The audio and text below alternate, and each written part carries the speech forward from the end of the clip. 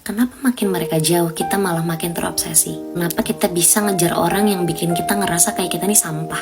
Lo sebenarnya nggak gila untuk sayang sama seseorang yang nyakitin lo. Lo pernah gak sih suka sama seseorang yang bikin lo tuh ngerasa shitty banget nih tentang diri lo? Dia cuek, dia nggak pernah balas chat, dia ngilang pas lo lagi butuh. Tapi dia senyum dikit atau dia ngechat dikit gue kangen sama lo langsung wah, kayak sekarang kan otak lo nih langsung amnesia nih sama rasa sakit yang lo rasain akibat dari dia. Itu bukan lo bego atau lemah tau, lo cuma manusia kan. Pertanyaannya kenapa kita bisa ngelakuin itu? Yang terjadi sebenarnya ini tuh bukan cinta, ini udah menyangkut hal yang udah keprogram di dalam pikiran lo. Sebagian pola ini yang udah keprogram itu dari masa kecil lo, sebagiannya dari hubungan pertama lo, dan sebagian lagi ya lo bahkan gak sadar sampai sekarang. Salah satu faktor terbesar yang mungkin melandasi hal ini terjadi itu adalah kecanduan validasi. Kita sebenarnya bukan kecanduan orangnya, kita kecanduan sama validasi yang diberikan oleh orang tersebut. Kayak ibaratnya lo nih sebenarnya kausan, terus orang itu ngasih lo minum,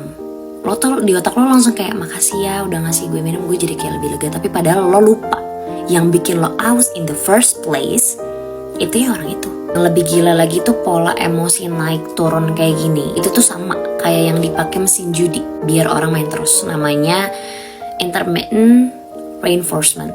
Lo gak pernah tahu kapan sayangnya itu bakal muncul lagi. Jadi lo terus nunggu, lo terus berharap, lo terus nungguin chat dari dia yang sesimpel gue kangen sama lo atau kayak gue lagi mikirin lo, padahal sebelumnya dia ngilang atau dia cuek atau dia gak pedulian atau dia ignorance. Padahal tiap kali itu datang lo sebenarnya hancur sedikit demi sedikit. It's not love, itu cuma luka yang belum diobatin.